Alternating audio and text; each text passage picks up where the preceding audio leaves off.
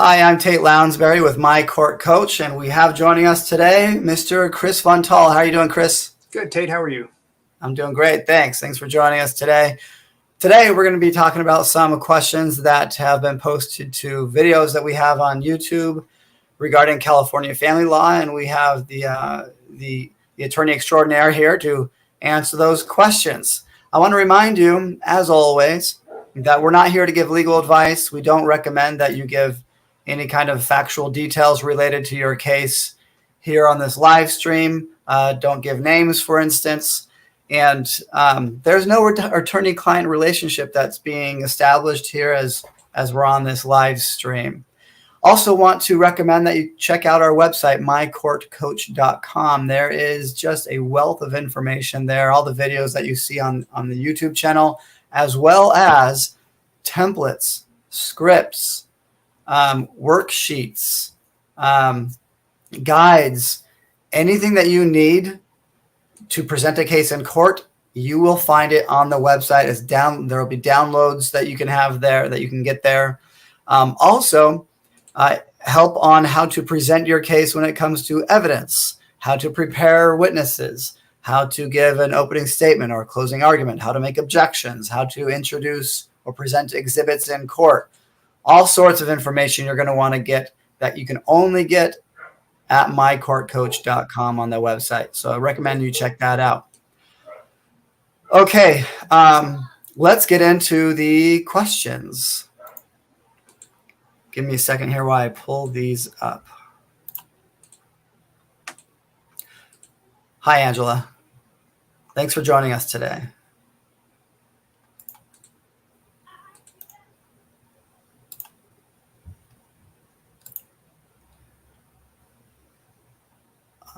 Okay.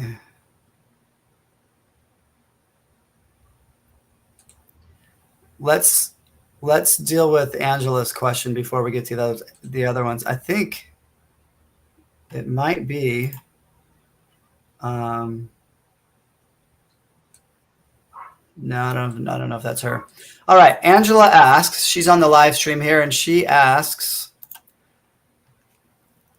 if we have any information about spousal support before a divorce hearing. What do you have to say? Well, I guess, Angela, the question is, do you have a more specific question about, do you want to get spousal support? Do you have questions about what form to use? Are you trying to avoid paying spousal support and what form you use? Or do you just have general questions about what spousal support is? Because it sounds like this is before the divorce hearing, but not sure if anyone's actually asked for a spousal support order. So go ahead and update your question, and while you do, we'll look at another question here that's on the video. Does that make sense? Does that sound like a good plan, Chris? Sure. All right. So here's a question that we have that is asked. It's related to our video. Your ex violates the child custody and visitation order, file for contempt. This is regarding Form FL 412. And the question, this individual is going through a situation where he says his ex, I guess, is narcissistic. And this person says he has a paralegal who has been helping him. And his paralegal says, don't communicate with your ex unless it is through text. Text only. He wants it to be, the paralegal suggests that all communication be in writing. And the question is, will that help or will it not help? That's the way I read the question. What do you have to say, Chris? In high conflict cases, actually, just about in every case, I recommend that people communicate in writing. Even when you have cases where people kind of get along at the beginning of the divorce, you put something in writing and they don't necessarily understand the inflection of what you intended when you were talking to somebody, and something that might be a small deal turns into a big deal. In this guy's case, he says he's dealing with a neglectful, destructive narcissist. Absolutely everything should be in writing. And the next time he goes to court, he should ask that the court set him up with, what's that? Our Family Wizard. And there's another one that's less expensive. you can communicate with these people by text messages and emails, but then they have a tendency to delete them after the fact. If you go to Our Family Wizard, the emails can't be deleted. I think it would absolutely be helpful for this person, if for no other reason, to help him bring his blood pressure down, to not have to talk to this person on the phone. The other thing I would caution him, if he was my client, is take the time to respond to these things. Think about what you're going to say before you hit the send button. Sometimes we get text messages and emails, especially from a narcissist, that is, well, they're trying to push your buttons and get a response out of you. And so don't fall for that trap. Take your time to think about how you want to respond to things, look into things. Keep in mind that anything you say can and will be used against you in family court. So, especially if it's in writing. So take your time to think about it. And totally agree with the paralegal. No more telephone calls. If anything, just let them go to voicemail. If it's something of an emergency nature, then text messages will work. If little Johnny's in the hospital because he broke his leg, yeah, that's the kind of thing that you wouldn't necessarily go through Talking Parents or Our Family Wizard, because people may not have access to that in an emergency type situation. But, he mentions that this person is a narcissist. Narcissists have this belief that absolutely everything is an emergency and has to be responded to within 5 seconds.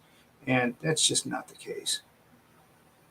So it sounds like these people need some space between the two of them, and not having telephone calls is going to help a lot. Yeah, good. Okay. All right. Thank you. Appreciate that. Let's get to Angela. Angela says her husband cut her off financially the day he served her divorce papers, and he left her destitute. And she's going through medical problems. Angela, what I would say is, one recommendation is for you to check out, we have a ton of videos on spousal support. And so I do recommend you take a look. I'm going to share. This is the homepage of the website. I'm sorry, not of the website, but of our channel, the My Court Coach channel on YouTube. And if you look at the playlists, you're going to see that you can look through all of our playlists, and they're by topic. And we have one that says child support and spousal support in California Family Court. There are 21 videos. There are lots of videos on how to get spousal support. There are also videos here about requests for orders in California Family Court. If you need to request a spousal support order, you're going to want to watch these videos. Those are 6 videos. We also have a playlist on emergency orders in family court. Watch those videos, and they will walk you through the process of getting spousal support orders. What do you have to share? She says, my husband is a narcissist. And that he doesn't have to give her any money, I guess. Any thoughts or comments? Given her comment before that says she's dying from her very serious health issue,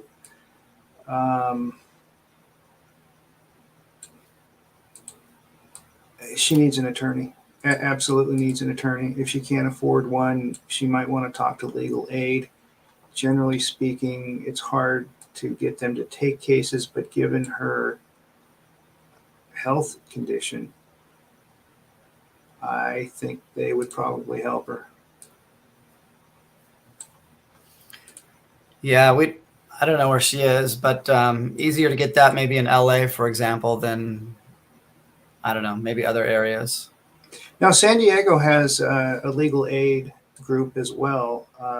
Mostly they help alleged victims of domestic violence.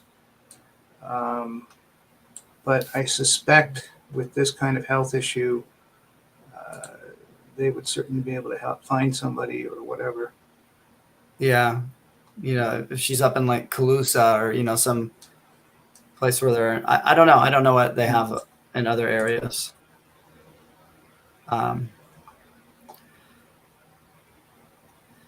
So you're going to have to, what she's going to have to do with or without a lawyer is file a request for order. Can she do an emergency I don't know. request for order? Maybe emergency orders for support are generally not received very well by the court because otherwise everybody would want to do them. But maybe, I mean, this might be a case because of her health that a judge might. She says she's living in her van and she's got that level of health problem. That's not good. It's cold. And I don't know what his financial circumstances are. I mean, is he making $2,000 a month or is he making $200,000 a month? Obviously, that all makes a difference. Yeah. Yeah. If you can't find a lawyer living in your van, go to the library, the public library. You can access the internet there. You can print out the forms. Watch the videos. They'll show you how to. I mean, you're online now, maybe through your phone. Angela, where do you live? I mean, I don't want the address, but like what city? She's been commenting the whole time. Yeah. Maybe not. The law. You can also go to the law library, and or the courthouse will have the forms as well. So there should be plenty. She's up in San Luis Obispo County. It's a pretty big county. There should be something up there in the realm of legal aid or something. Yeah. But given her health, I don't know that she should be filing this on her own at all. Okay. Wish you luck. Maybe do a Google search to see what kind of resources there are. Or if you go to the public law library, they will very likely know of the different nonprofits that might be able to help you out. In fact, they might be able to help you. All right. You're welcome. You're welcome. Hopefully that was pointing you in the right direction.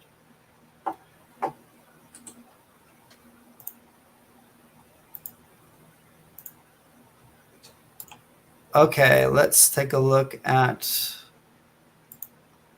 another question. This is a comment to our video, how to respond to a request for order filed by the other party in family court. This is regarding family court or family law form FL 320. And the question is, can this form, the FL 320, be used to respond to an order to show cause related to contempt? Right. And what's the answer? The answer is not really. The FL 320 is a response form for the FL 300. And the bigger question, of course, is whether you should do any kind of response, period. It is a criminal matter when somebody is being held in contempt or a possibility of being held in contempt. And so usually the lawyer who's representing this person will simply show up and enter a plea of not guilty. And it's best to not put anything in writing. If you can't afford an attorney, then the court will appoint one from the public defender's office or something else. These are kind of serious because you can spend up to 5 days in jail for each contempt citation, up to a maximum of 180 days. So take it seriously. If you're found guilty, right. So if you can't afford an attorney, you show up at the first hearing and you ask the court to appoint one for you. If you can afford an attorney, you can hire one on your own, or the court can appoint somebody for you, but they are going to be looking for reimbursement of some of the fees associated with representation in a contempt citation. Mm-hmm. Yeah, and by entering a plea of not guilty, what you say, I plead not guilty. But before you do that, you should ask for a lawyer, even before you do that. Right. And a lot of times, what I've seen other people do, I haven't personally handled too many of these, maybe 10 over 18 years. A lot of times there is a motion to strike or a motion to dismiss, because unless the person who's filing the request to hold you in contempt really knows what they're doing, they almost always get it wrong. And most of the time in family court, the judge will overlook things that aren't quite right to try and get to the heart of the matter and figure out what's best for the children. But in a contempt citation, if they don't have every cause of action explicitly spelled out, and they have to say things like, yes, there was an order. Yes, it was in writing. Yes, it was served on the person. Here's proof that it was served on this person. And here's what the specific order that was violated. And here's specifically what that person did to violate that order. Usually, unless they're represented by an attorney, they fail to list some of those for each and every cause of contempt, in which case it's better for the court to throw it out than to not. But, it depends. I mean, usually the court wants to deal with custody and visitation problems by dealing with the issues and not by putting somebody in jail. But sometimes that's the only avenue you have to deal with it. But without knowing more about what's going on, it's hard to say what to do. Mm-hmm. Yeah. Yeah, I think that was helpful. I think that answered the question. So you don't respond with a form. You don't put it in writing when there's this contempt action. You instead just show up to court at the time of the hearing and request an attorney and right? Is that what you would say? Don't put a response in writing? Yes. Or you can hire an attorney of your own before the first date and have the attorney show up in court. Right. Okay, very good. I think that's answered, don't you think? Yep. All right, thank you. We have another question here from another viewer. His mom and her husband signed a note saying that he would give her $150 a month for 11 years. It sounds like maybe this is an agreement to pay spousal support for 11 years, $150 a month for 11 years. But this sounds like it's a stepdad. The husband he only made one payment 9 years ago. And the question is this notarized agreement that they came up with, which is in writing, is it valid? Is it enforceable now, 11 years after the fact? They've been separated for years. He's moved on and had 2 kids. Let's see. So the question is, can she ask for support? Since they are still married. So they've been still married. Separated but married a long time. But married still, right? Yeah, I would have to take a look at that, whatever that agreement was. I mean, it doesn't sound like anybody's filed for divorce. So it sounds like it's a garden variety contract. And it sounds like it's kind of a revolving payment sort of thing. And so 4 years after the last payment was made, civil courts generally would lose jurisdiction to do anything to enforce a written agreement. This is the family court. Yeah, somebody can file for divorce and somebody can ask for support. And the family court has a lot of an ability to use equity to figure out how far back in time they would set the first order for support.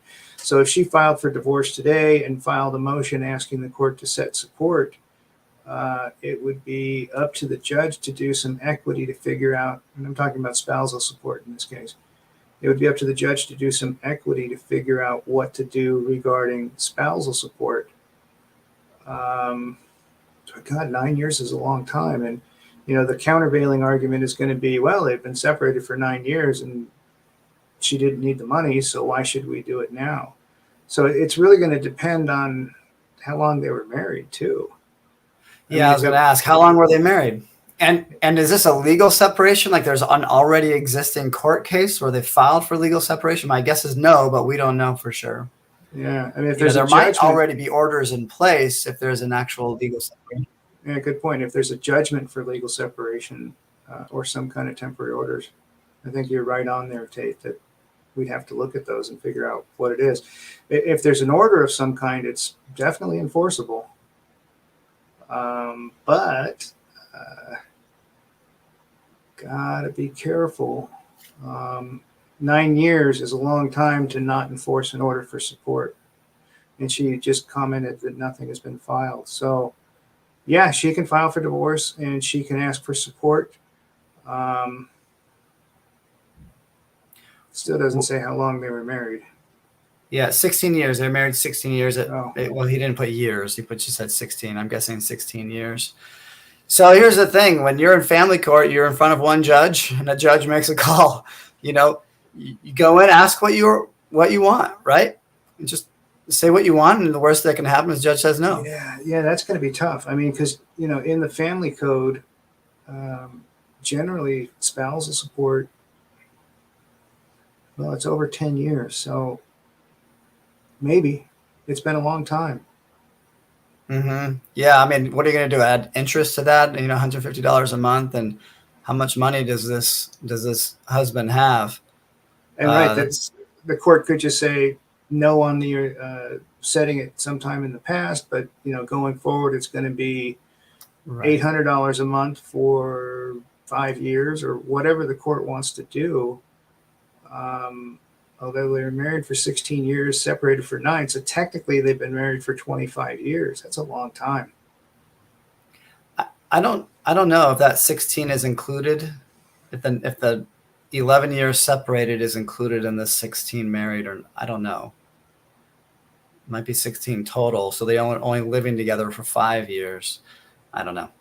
If they were only living together for 5 years, I'd say it's unlikely she'll receive anything. But if they were living together for 16 years, maybe. I mean, the court would have to look at all the factors that go into spousal support and decide if they're going to do anything. But, the next question is, why hasn't somebody filed for divorce? The other thing is if there's some kind of pension involved that he has, and it doesn't say anything about that. But if he has a pension, then filing for divorce will cause the court to divide that pension, and then wife would receive a portion of that pension for the time that they were married and living together.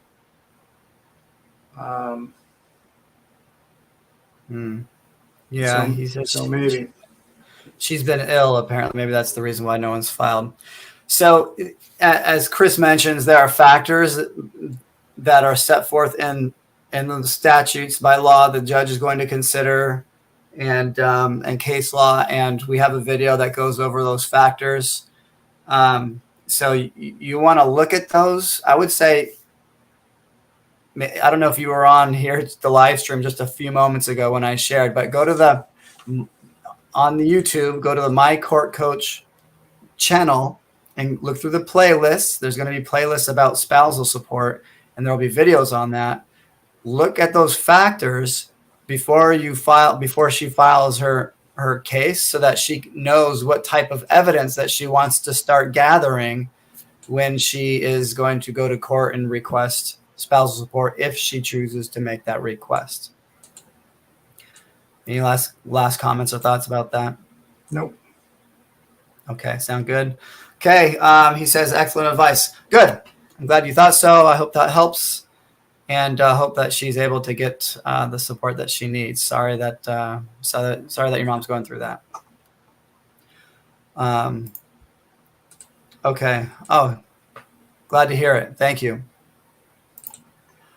All right, let's take a look at another video where we have another question. And if we appreciate you showing your appreciation by liking and subscribing and hitting the bell, the notification button, and that way you'll be notified of the next live stream. Okay, here's the next question. So this is a question or comment on our video, the most important form for the spousal support order in California Family Court. Boy, a lot of spousal support issues today.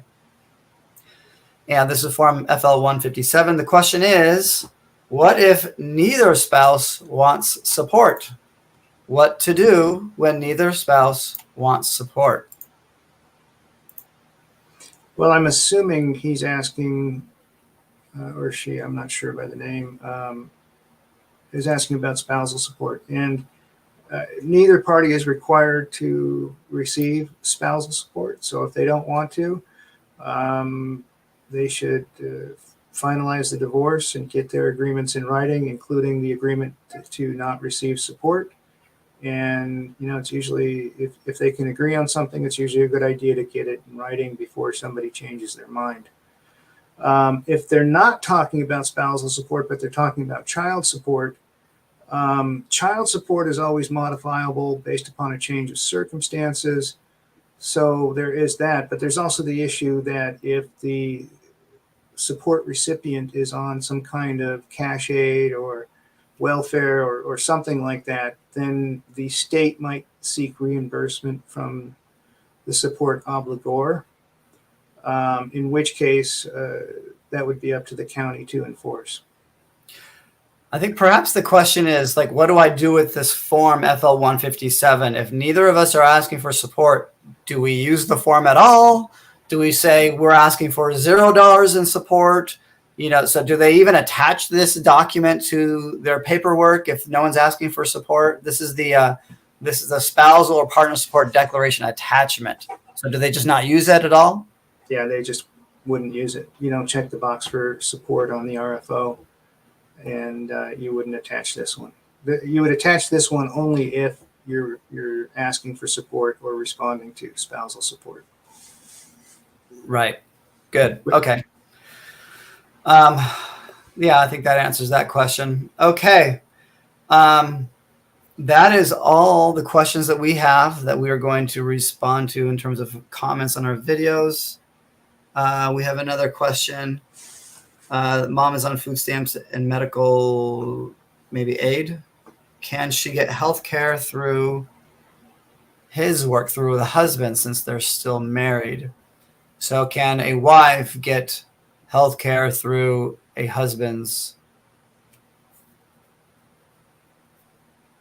his plan, his medical plan, his health plan through his work, I'm guessing? Maybe. Usually people don't get removed from other people's health plans while the divorce is pending. Is she not covered through his health insurance right now? There are forms that aren't there. There are forms where you can ask for that. You can ask for an order saying, I'm asking your honor to order husband to keep me on his health insurance. And given the length of separation, again, that may be the issue for the court, but maybe. I would certainly ask the court. Okay. That explains why she hasn't gone to the court so far. Yeah, I guess the question is, can you ask the judge to, since she wasn't added previously, she was never on the health insurance, can you ask the judge to? Sure, you can certainly ask. And certainly ask, and as part of a spousal support award, yes, the court can order him to carry her on his health insurance. I'm surprised that she's on Medi-Cal, but she is. So, and the last comment is he's been abusive, and I guess that means he's not being cooperative with anything. Sounds, I'm not too surprised. But if a judge orders him to do it, then he's going to have to do it. Otherwise, he's going to be on the hook for whatever medical expenses come up. And given the fact that she's got some serious health problems, that is not to be taken lightly. Is that the same person? I'm going back to reading. There's like 20 comments or so. But yeah, I mean, depending on what it is, the other thing that she needs to think about before she files that request is, if she gets on his health insurance, is that going to be better or worse for her while she's on Medi-Cal? And I don't know the answer to that. I mean, maybe he's got a horrible plan. Maybe it doesn't cover very much. Maybe it has a $10,000 deductible. Maybe a lot of things. I don't know.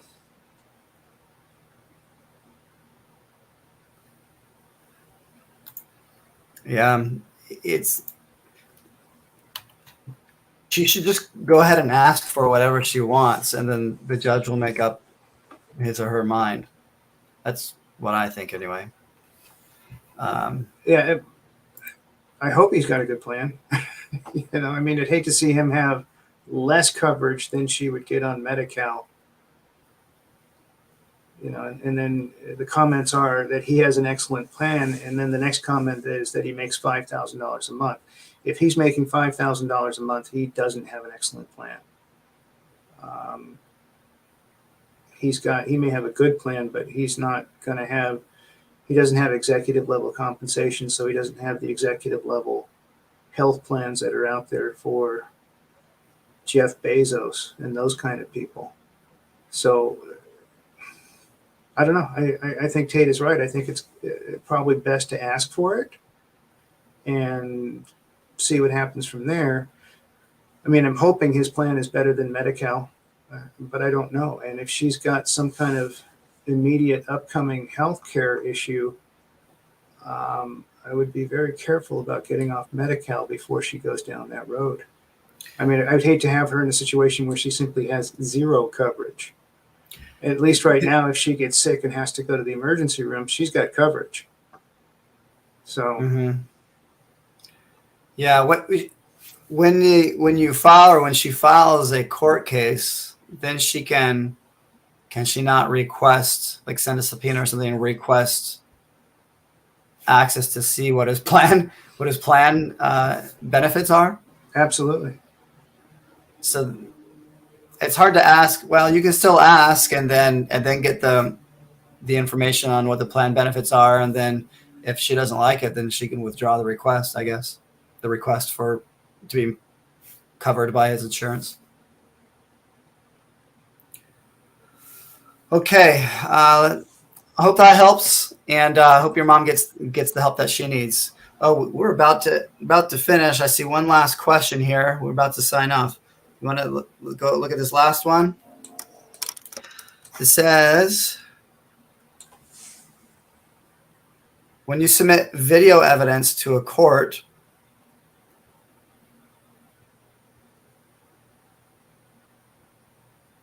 I'm not sure I understand the question. Do you? No, I mean, it says he submitted evidence that somebody committed perjury, and then it says he's filed a motion for refuted of perjury testimony. I've never heard of that motion, so I'm not sure if this is California. I'm not sure what that is.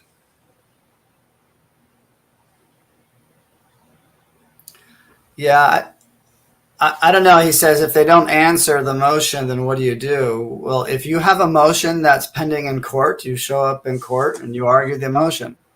Even if they don't answer, if you have a motion that you filed and you have a court appearance, you make your case, and if they don't answer, then they don't get to be heard.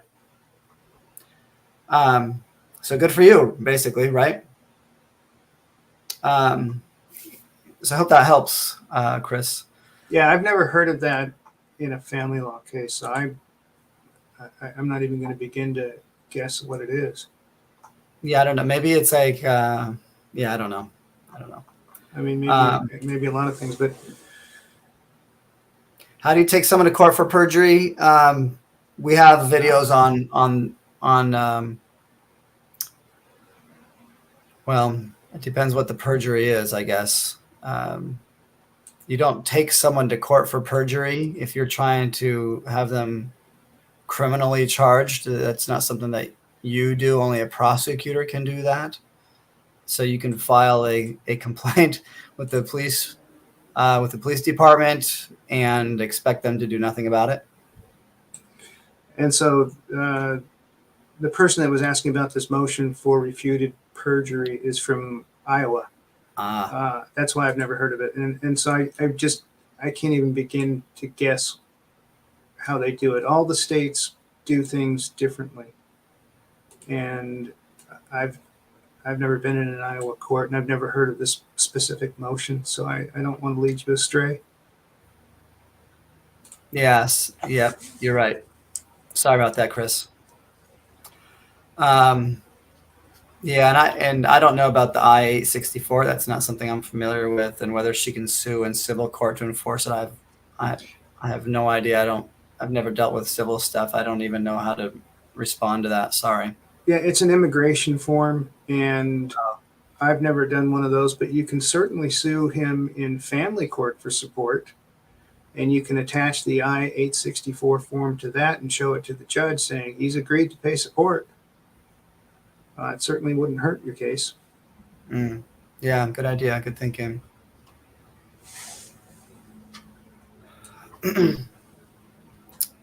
Yeah, if you have evidence that someone lied, and it's really good evidence, not just that they lied, but they lied under penalty of perjury,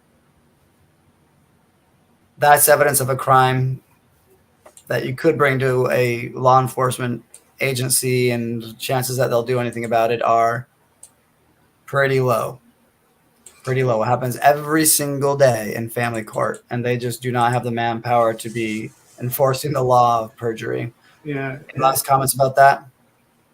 You're correct. It's hard to get the police to get involved in divorce proceedings. There's just so many cases they don't want to be involved. But if somebody's lying about stuff in the divorce proceeding, you can certainly bring it up to the divorce judge. You can file motions asking for attorney's fees because they're making things difficult for no reason. And depending on what the underlying issues are, if you can show that they're lying about certain stuff, I've seen judges take that out very badly on somebody that lied. So if somebody's lying about a custody and visitation issue, and the judge finds proof that they're flat out lying, that usually goes very badly with the family judge. But it just depends on a whole lot of circumstances. Yeah, really good points. Yeah, and it depends what they're lying about. Okay, thanks for the kind words, Victor. And good. Bring it up, and I hope it works out for you. That's enough. I think not enough, but that's all we have for today. And I hope that we were able to answer your questions to your satisfaction, and at least point you in the right direction. And we will not be doing this next Tuesday. It's the week of Thanksgiving, but we'll be back after that. And thank you again for joining us on this live stream. Please like and subscribe, and please, once you subscribe, hit that notification bell. That way you can be notified of our next live stream, and you can participate and get any coaching that we have to offer, if anything at all. Thanks so much, Chris. You're welcome. All right. Have a good Thanksgiving, everybody. Take care. You too. Bye. Bye.